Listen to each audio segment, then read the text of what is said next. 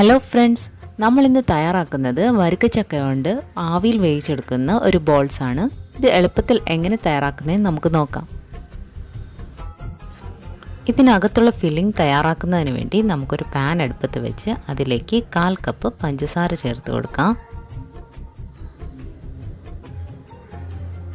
ഇത് നമുക്ക് ചെറുതായി ഒന്ന് സ്പ്രെഡ് ചെയ്ത് കൊടുക്കാം.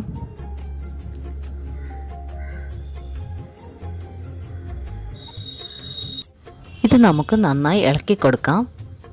ഈ പഞ്ചസാര മെൽറ്റായി തുടങ്ങുമ്പോൾ നമുക്കിതിലേക്ക് 1 കപ്പ് ചിരകിയ തേങ്ങ ചേർത്ത് നന്നായി ഇളക്കി യോജിപ്പിക്കാം.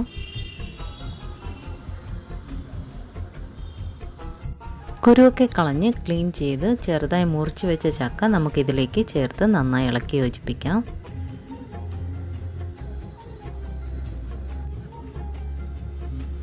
ഇതിലേക്ക് നമുക്ക് 1/4 കപ്പ് കപ്പലണ്ടി ചേർത്ത് കൊടുക്കാം. ഇത് നമുക്ക് നന്നായി ഇളക്കി യോജിപ്പിക്കാം.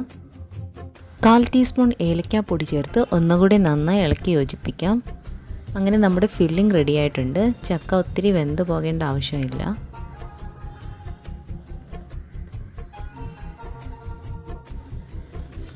നമുക്കിനി ഒരു പാത്രത്തിലേക്ക് 1/2 കപ്പ് അരിപ്പൊടി എടുക്കാം.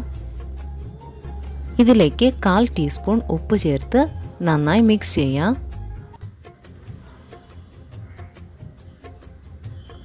ഞാനിവിടെ ഡബിൾ ഹോഴ്സിൻ്റെ പച്ചവെള്ളത്തിൽ കുഴയ്ക്കുന്ന അരിപ്പൊടിയാണ് എടുത്തിട്ടുള്ളത്. നമുക്കിതിലേക്ക് ആവശ്യത്തിന് വെള്ളം ഒഴിച്ചു കൊടുത്ത് നന്നായി കുഴച്ചെടുക്കാവുന്നതാണ്.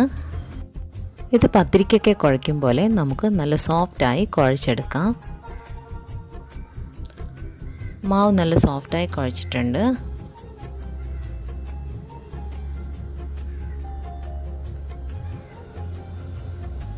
നമുക്കിത് ചെറിയ ബോൾസുകളായി ഉരുട്ടിയെടുക്കാം.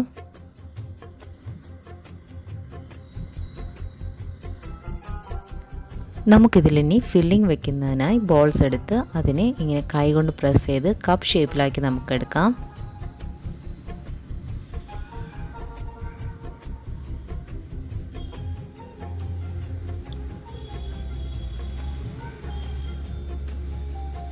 നമുക്കിതിനകത്തായി ഫില്ലിംഗ് വെച്ച് ഇത് അടച്ച് ബോൾ ഷേപ്പിൽ ഉരുട്ടിയെടുക്കാവുന്നതാണ്.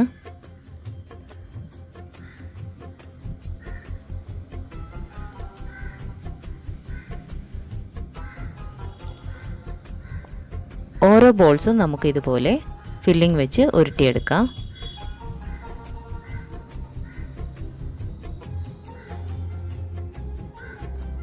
നമുക്കിതിനെ ആവിയിൽ വേവിച്ചെടുക്കണം. അതിനായി ഒരു ഇഡ്ഡലി പാത്രത്തിൻ്റെ മുകളിലായി ഒരു ബട്ടർ പേപ്പർ വെച്ചിട്ട് ഓരോ ബോൾസായി നമുക്കിതിൻ്റെ മുകളിലായി വെച്ച് കൊടുക്കാം.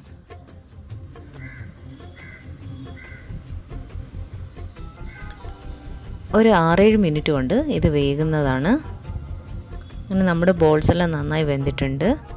ഇത് നമുക്കൊരു പാത്രത്തിലേക്ക് മാറ്റാം. അങ്ങനെ നമ്മുടെ ചക്ക ബോൾസ് റെഡി ആയിട്ടുണ്ട്. തീർച്ചയായും എല്ലാവരും ട്രൈ ചെയ്യണം. എല്ലാവർക്കും ഇഷ്ടപ്പെടും. ഇതിനെക്കുറിച്ചുള്ള അഭിപ്രായങ്ങൾ കമൻറ്റ് ബോക്സിലിടുക. ആദ്യമായിട്ടാണ് എൻ്റെ ചാനൽ കാണുന്നതെങ്കിൽ പ്ലീസ് ഒന്ന് സബ്സ്ക്രൈബ് ചെയ്യുക. വീണ്ടും കാണും വരെ താങ്ക് യു.